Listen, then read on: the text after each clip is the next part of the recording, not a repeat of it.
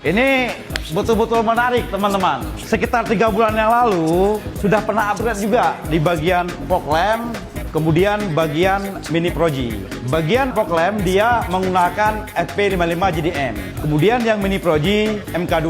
Karena dia puas dengan hasil cahayanya sehingga dia hari ini menggantikan headlamp. Ini tidak tanggung-tanggung juga teman-teman. 3 set langsung dia menggunakan GP Matrix Ultra. Progres yang kita kerjakan juga PMP. Kita sudah menggunakan bracket. Sewaktu-waktu customer ini mau balik standar juga masih bisa. Tidak ada yang dirusakkan. Inilah pengerjaan hari ini. Nanti sore kita review hasilnya.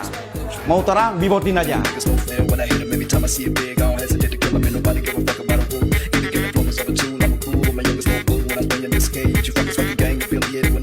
Oke kan, seperti janji kita tadi, ini hasil Avant Veloz 2024 sudah siap kita upgrade bagian headlamp, fog lamp, dan mini Pro-G. Untuk bagian headlamp sudah full RGB, kemudian kita tambah DRL RGB juga. Ini bisa diubah-ubah warna lewat aplikasi HP. Kemudian untuk bagian fog lamp ini juga sudah RGB juga ya teman-teman ya. Yuk kita lihat cahayanya. Headlamp.